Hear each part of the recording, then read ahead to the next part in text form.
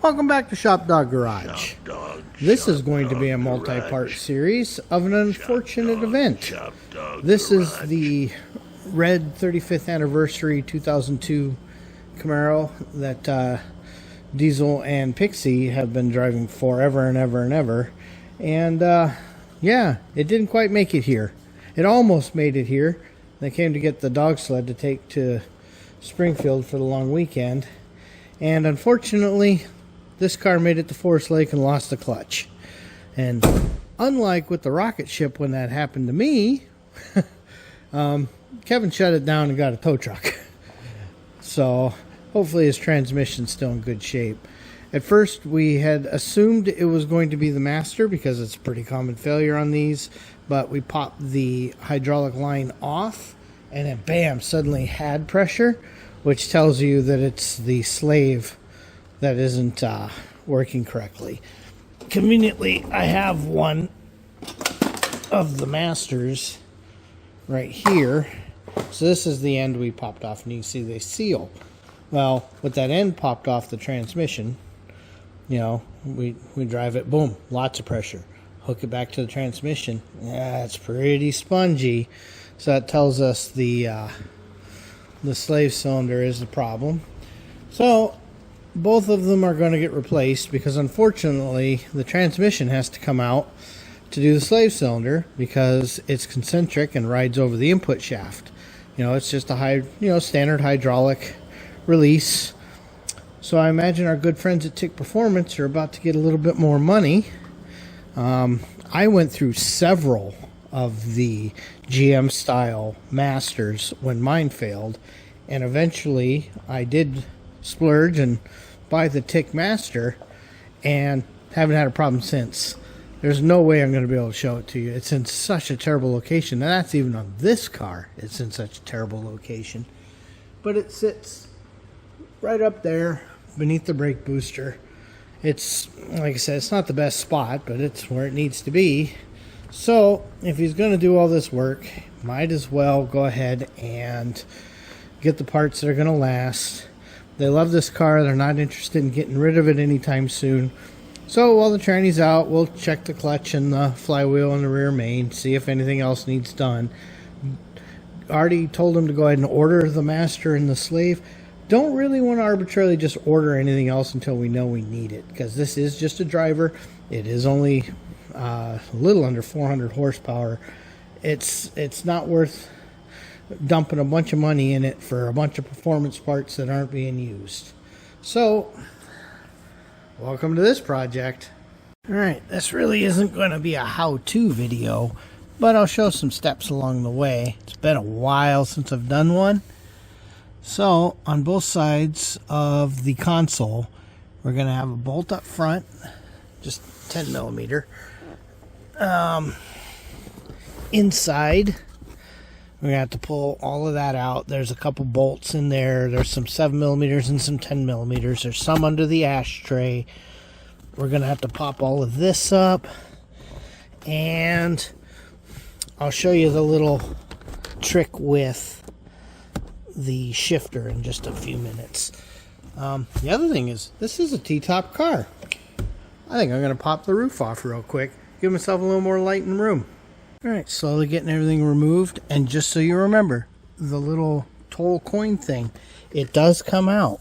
And then there's two 7 millimeter bolts right there. I've done all the 10s, I just went and grabbed the 7 millimeter, so I haven't done that yet, but I thought I'd show you how this happens. Let me see if I can get the light where I want it. If you don't fall down too much, there we go. If you look under this rubber boot, you'll see a pawl. I had this all where I thought this would film real nice, but I was wrong. So see this ratcheting pawl here? There is a nice little piece, and I'll show it to you a lot easier once we get this off, that you can just pry up and then lift the handle straight up, and that's going to give us more room to take this console out. I'll show you in just a second.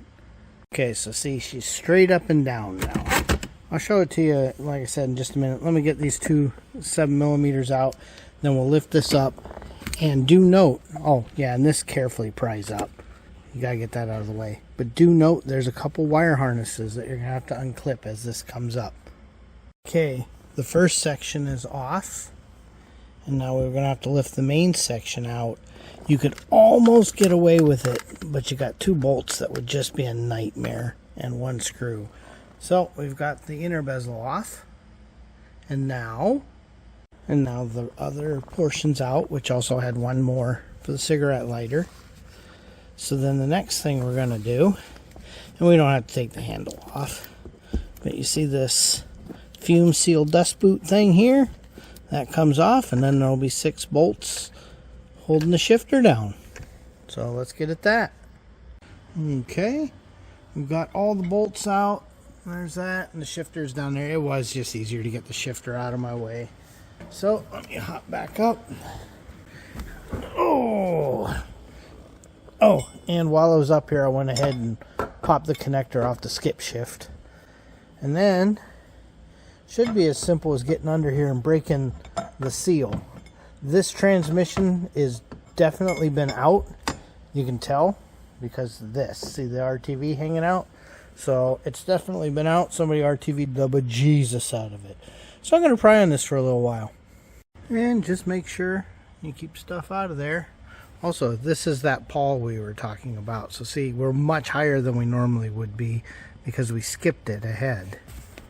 So that made it just a little easier to slide that in and out.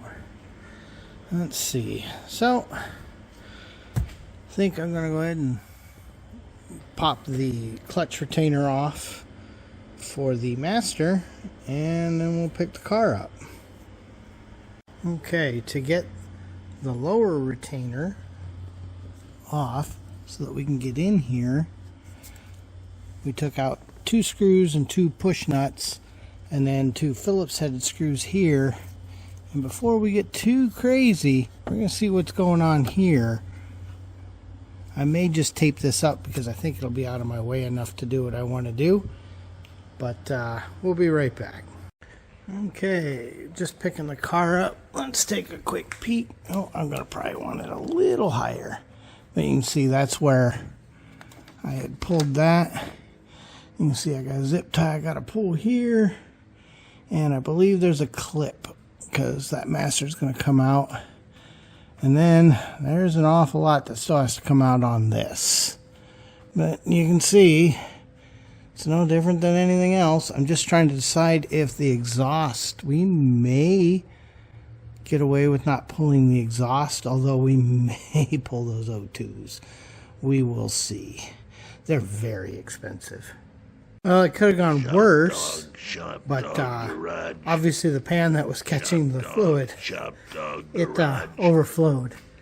So there was that. That was fun. Gonna be a mess to clean. All right, the Exxon Valdez has been cleaned up, and I think that's gonna do for right now. Other things to do, just wanted to kind of get a jump on this.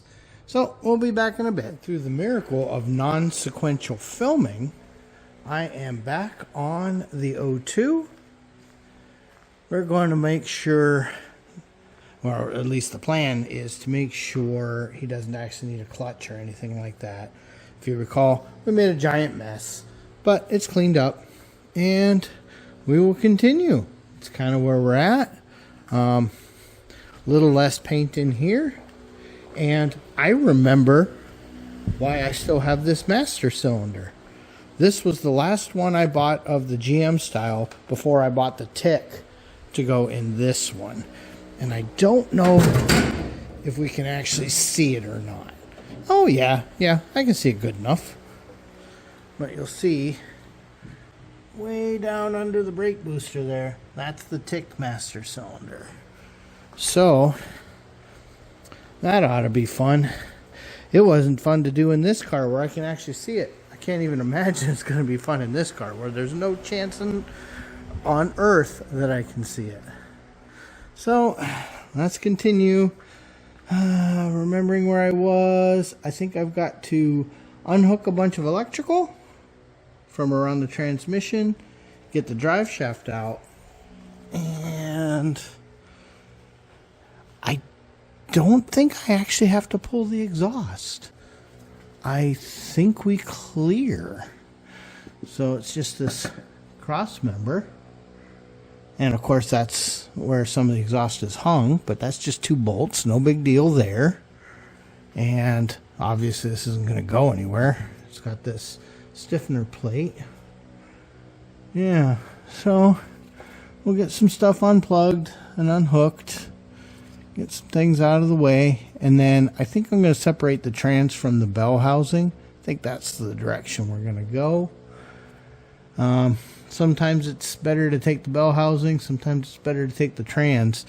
When you look at this tunnel, I think it would be too much of a fight. I don't have the room to really pull it back. So I think that's the direction we're going to go. Every car, you got to kind of base it on what you can see. And the packaging on these cars is a little tight. Okay, best laid plans. Here's a fun issue. Doesn't fit. I can't get the drive shaft out. I really don't want to drop this if I don't have to. Oh, bummer, bummer, bummer. Well, I'll fight that a little bit and see what I can do. But yeah, it's a little snug. All right. It was a struggle, but I was able to get that drive shaft out. Just got to play the rotatey game and then slid it out the back. And it was real fun getting past that. So I've got the main mount bolt loose. And I've started going around the bell housing here. And I'm bolting the transmission. Now there's a couple on top. They're going to be fun to get at. I'll have to lower it for that. But before I can do that, I'm going to have to pop this mount down. And get the tranny jack on it. I'm trying to decide if I am up too high right now. I think I'm going to come down 1 notch. I think I'd rather crouch than fight over my head. ShopDog was just inspecting my work. He told me that I'm going way too slow, but we almost have all this mount off. This clamshell thing is always fun. Forgot all about that. It's been a little while. So we'll keep monkeying. Okay, we're getting there. We just got the trans separated from the bell housing. Came apart pretty easy. There's always that one really tricky bolt up high. Oh, he's got a center force clutch. Okay, that's interesting. Didn't know that. So, let's go ahead and get her backed off and see what's going on. Hopefully, he doesn't have to buy too much more. And you'll note there's only 7 of the bolts here. 1 is still way up high, stuck in a harness. Okay, it has taken some severe gymnastics to not have to remove the exhaust. Obviously, you can see I've had to remove a lot of stuff. But with a little angling and a little patience, I did it without having to pull the exhaust, which is really high on my list. I can't help but notice some thrown weights here on the centrifugal. I don't know if that's a sign of wear or not. We'll be finding out, I guess. So I'm going to get the car up a little bit, get this transmission out of here and on a table. Okay, and because I can remember stuff, I remember that this transmission is very heavy. So I've got it prepped. I'll wait until neighbor Jeff is over to drop it down. But I'm kind of looking for clues here. And one thing I've already done is I took that other master for a couple reasons. One, I wanted to show how this sits in the car. So this is how this sits in the car. And then this, let me turn it straight, comes off your clutch pedal. That goes down, fluid gets pushed, goes into the slave. I've already played with it and realized the slave doesn't do anything. So it's probably got a bad seal inside and fluid just goes to both sides. The other thing, the bearing, it's not happy. The bearing has definitely seen better days. Also, that sure looks like a piece of clutch disc in the bottom. I haven't cleaned anything, I haven't moved anything, I haven't done anything. But that sure looks like a piece of clutch. So that, don't know about. Got our dowel pins, those all look fine. Oh, that bolt I was talking about, that's that one there on the breather assembly. So it's captive. It's not going to go anywhere. A lot of cleanup to do. Not my job. That'll be Kevin's job. The seal is still very pliable. Normally I would recommend changing stuff like that while it's out, but that's in really good shape and it wasn't leaking. Yeah, this slave is definitely unhappy. So it's probably blown inside. It's got a square cut seal inside if I remember, because I did take one apart once. So I haven't looked in there yet. I got to bring the car down and off. But these are centrifugal weights, and these are almost exclusively on center force. So,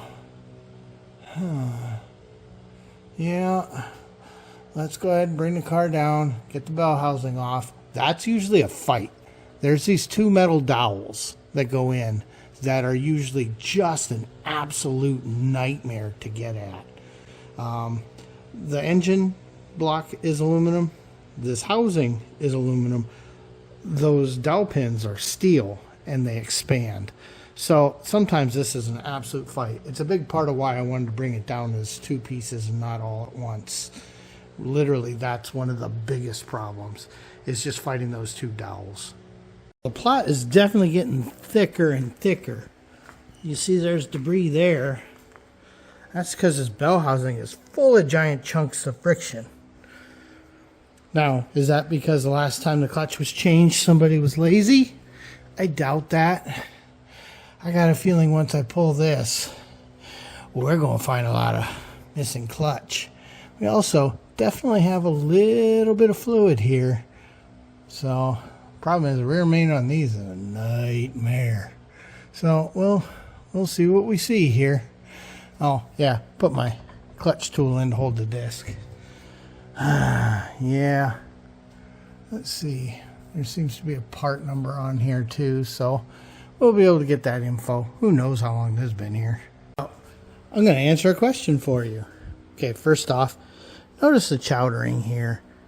What is that? Oh, material stuck to the pressure plate. Okay, ignore the crumbs on the floor. What do we see here?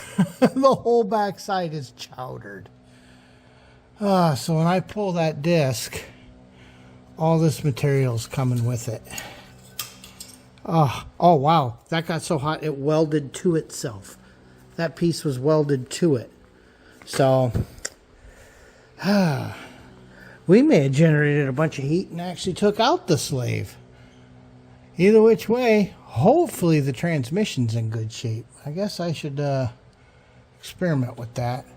But let's get the disc off and see how bad the flywheel looks. Wow. Just wow. All the friction material came off. And unfortunately, there's grooves. It may be salvageable. It looks like there's probably plenty of meat, but that's getting turned no matter what. Oh, bearing feels good. That's nice. Look at that. Added material here, here, here. Wow. Okay. That is probably as far as I'm getting for today on this project, at least for right now. I haven't decided if I'm pulling this flywheel yet or not. Let's 3 things at a time. I am going to go ahead and let Diesel know he does need a clutch as well. And while I've still got to finish getting that master out, I think I'm going to wrap this for today. You can see the rear main does appear dry. I don't remember if we can change these without popping this whole rear assembly off. It has been a very long time. I'll look into that because, you know, there's definitely some fluid coming from somewhere. Problem is, I don't see anything up here. I don't see anything back in here. So where's that coming from? because there was definitely some dripping here, but you know, that could all be coming back from something up front too. But there's definitely moisture here. One thing to remember, if I recall, these drive shafts are drilled, so I don't think, you know, I think there's like a plug here. It's been a little while. Yeah, bummer. It is what it is. These are those dowels I was talking about. This one was pretty sticky, and you can see it's rusty. That one slid right off, and you can see it's not rusty. So we'll clean those up. Guess we'll also find out if he was having any troubles up here. You know, those sensors don't get any easier to get at than now. But I think they're going to be spending a couple nickels on the car again. And they just did the bearing or carrier bearings in the rear end. So guess this thing's just at mileage, you know. Got to maintain stuff. We're going to set this down. I don't think I'm going to monkey on trying to get this master out anymore at this stage. We'll do that once we've got help. But we wanted to know so we can get parts on order, because winter, it'll be here in a blink of an eye. This car needs to go to storage and also have time to bed in a clutch, because yeah, that looks so bad. Oh yeah, and this is the face that was hitting it. Look at that, the rivets are just completely gone here. So I think I know what that clunky herd might have been. Also, this doesn't sound any different than what I'm used to. So hopefully everything is fine in this transmission. It's going to be a lot of work to put it in to find out. What do you do? Yeah, we'll have to clean that. But I don't think the input shaft's broken. At some point I'll probably put a shifter on and we'll try all the gears and make sure everything works and that we don't hear any weird noises. I don't know if that's a normal noise or not. Could just be lash. I hope you guys are hearing that.